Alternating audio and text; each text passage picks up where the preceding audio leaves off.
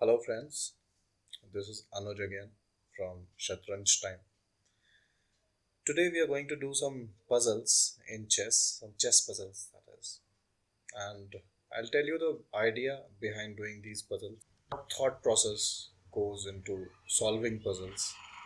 So we'll just quickly go to the puzzle section. So friends, let us start by trying to solve a puzzle here.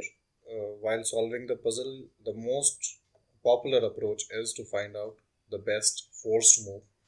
So we need to start finding the forced move around the king always. So can you spot any forced moves in this game?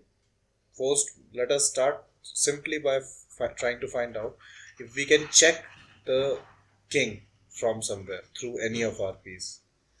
So on the board right now you can see that out of the open pieces, the bishop, the queen and the rook, there is only one piece out of all three that is capable of giving a check and creating a forced move. So that is the queen. So we can the queen can only check the king from here. As you can see, this is the best move. The computer is asking you to keep on going. So the check has been saved, but what has happened here is that black has lost the queen. As you can see, the puzzle is complete. So that is how forced moves work, and that is how your approach should be. You should always be trying to find out what is the best forced move. So we'll quickly go to the next puzzle. So here, okay, we are currently being checked. So obviously, the first before you create uh, any forced moves, basically you have to first start by trying to save the check. And obviously, this is a pretty straightforward. At least one is a straightforward move because if you're going to simply save the check by moving your king in any of these two boxes, you're going to lose the queen. Obviously, the most natural response is going to be that you take the queen. As you can see, this is the best move. Now the computer is asking you to keep going on. Obviously, you cannot create a forced move. There's only one piece available that is in a position of creating any danger to the king, and it cannot uh, create a forced move. So that is obviously ruled out.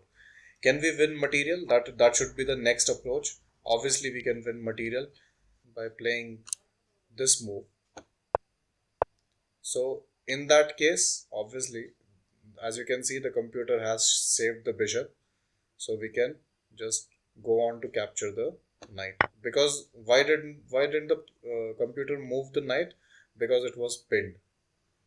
So again, that this is another way of solving a puzzle, that you need to find opportunities, you need to create opportunities wherein you can win material in the game. That is also another way to advance. So we'll quickly go to the next puzzle now. Okay, so black has advanced a pawn here, is played a pawn move to f5, and we need to, so obviously there is, again we will go back to the same principle of trying to find out a forced move.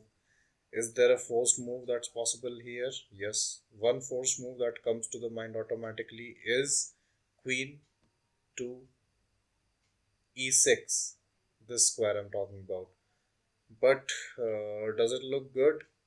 What are the possible responses? Again, this is another very important principle in chess. Whenever you are playing a move, you should always try to analyze what are the best possible responses to this move that you're going to play.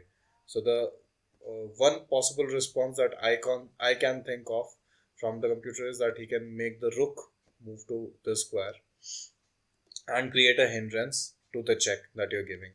Second response can be that the king can probably move to any of these squares, that is h7 or h8 square. So in that case, after the king moves or the rook interferes with the check, can you gain material? Yes, definitely you can. So can you see it? Yes, you will be able to see it once I play it over there. So That's a straightforward check. As you can see, he didn't interfere with the rook, but he placed the king. He moved the king to h7, and we end up winning material here. We take the knight. So as you can see, the puzzle has been successfully solved. Again, this is another approach. Again, like the same formula on which we were working, the forced move one, it worked. Let us proceed to the next puzzle now. Okay, so here the king has been moved to f2, and can we create a forced move? Not that I can think of. The rook is here. The rook is in no position to create a check from any position, and the bishop that we have is a white bishop, and the black the white king is on a black square. So obviously none of our pieces are will be able to create any direct threats to the king. So the forced move theory is has been ruled out.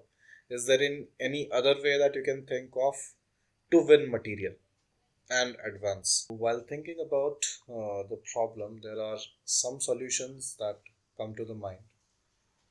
One thing that I can think of here is that if I move my pawn forward, then the knight will be threatened. And when this knight is kicked, there is only one possible square to which it can move. And can you see that square? Yes, it is this square. Why? Because once the pawn is forwarded, your rook is going to cover this whole row. So in either in this position or this position, the knight cannot come down, and the knight cannot also move to this particular position because pawn is guarding it. So there's only one possible position to which it can go. That will be here. That is one way to think of it. And further, once the knight moves here, we can probably advance this pawn forward. Obviously, we're threatening to promote it to queen. Once we advance it here, then the next threat, obviously, it will be guarded by the bishop. So the rook will not be able to take it. So as you can see, friends, after I forwarded the pawn was that he brought the king closer to the bishop. So now the next threat is that he's saying if you take knight, I'm going to take bishop. But obviously we have nothing to lose in this regard. Why? Because we can always position our rook behind our our pawn once it is in this position. So I'll just show you how that will take place. I'm going to capture the knight as of now, and it's already a success. It was little more difficult than what it should have been. So like now we will move on to the next puzzle. We press continue training. Okay. So here the white has just moved a piece. White has just moved the queen to e3. We need to find out the possibility of playing some forced moves. So one thing that directly comes to my mind is that obviously there are no direct forced moves that I can create here, neither with the queen or with the king. There is only one forced move that I can create, and that is if I play the queen to this position. That is, if I take the rook. But obviously, I'm not going to do that because the knight here on this position is guarding it. So that doesn't look like a very good move as of now. Now, the next thing that we have to think about is the possibility of diverting the only defender. The only way that this knight can be removed from this position is if we capture it with the rook. So, how it is going to pan out, I'll just explain you that we are going to capture the knight with the rook. It's going to be removed. Obviously, the most natural response of the computer can be to take back the rook with the pawn or with the queen. It doesn't matter with which piece he takes it. And our next move is going to be queen takes rook on d1, and that is going to come with a check. Obviously, there will not be any knight guarding this position then. So let us see if what I'm thinking is correct. It looks logical to me. I'm going to take this. Yes, computer says it is the best move. I need to keep going. So instead of taking it with a pawn, the computer decides to take it with the queen. Now we have already captured a knight and we have lost a rook, but we are going to gain back the rook here. And as you can see, we are up by a complete knight in this position. That's why it's a success. This puzzle also we were able to solve by utilizing the same principle of creating a forced move against the king. So it has been working well for us so far. Let us move on to the next puzzle now. Okay, so the computer has just castled the black, that is. And what is the best possible move for white? What do you think, friends? What is the best move for white? Can you think about creating any threats to the position of black? Obviously, it has just castled, and after castling, the king is pretty secure in its rank. Can we still create any threats around? Can you think of something? Pretty difficult puzzle. As you can see, the puzzle has been played between players of these ranks 1871 and 1935.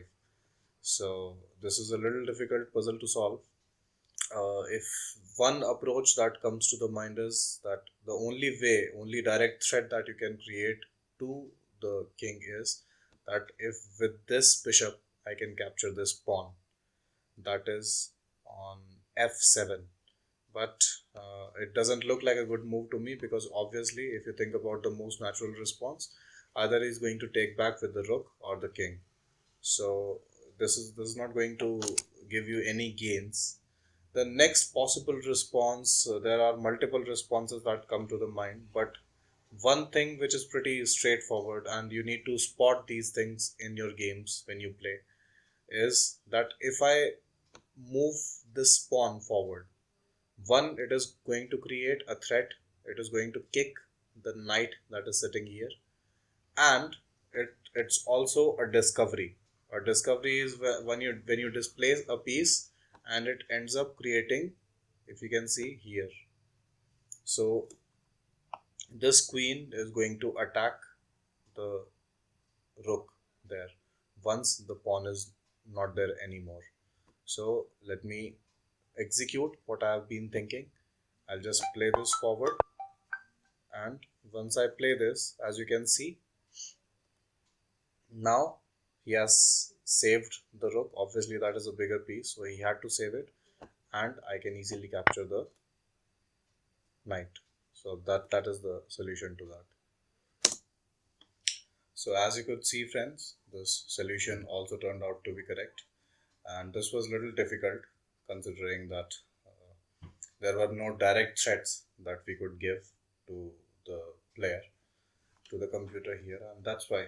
So you need to apply your mind in situations when there are no direct solutions to a problem.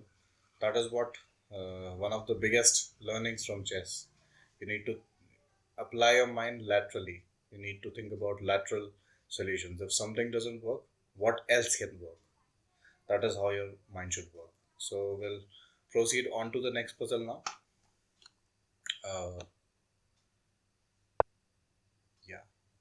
So in this puzzle, what has happened is he's just moved his king to e6, and can again the same thing. Can there be any direct threats to this position? Okay, so one thing that directly comes to the mind is that you can see that this knight is taking on this rook. That is definitely there, but puzzles are not usually as straightforward. So we need to think, we need to analyze, we need to assess if there are any threats that the new position is going to create. So if we do capture the rook, this other rook is going to take the position. It looks pretty straightforward that we capture the rook. But what is going to be the follow-up? It's also a forced move because once you capture the rook, it's a check. So he has to either save the check or he has to take back the knight. That is one advantage of it. It's the best possible move because we are going to win material out of that move. So let us see. Let us try by playing this out. Or I'm also thinking if it could be moved here. No, that's not working out. If there could be a fork somewhere. No, there is no fork in this position as well.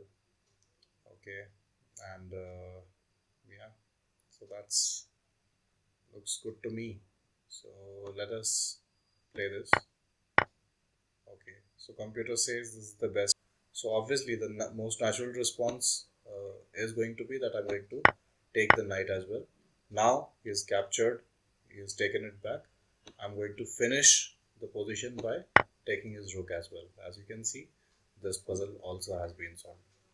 So these were few of the examples how you can take advantage of certain positions, and when it comes to thinking about the best possible moves, you need to think around creating threats to the opponent king and the queen. So that's all for today, friends. Looking forward to some other videos. I'll probably progress. I'll create more such videos. We'll solve some more puzzles next time. And obviously, each puzzle is new, so there is some learning to take from it. And we will continue to solve these puzzles. I'm going to probably create a few videos around the same theme, in which I'm going to teach you how what your approach should be for solving different kind of problems in chess. So that's all for today, friends. Thank you very much.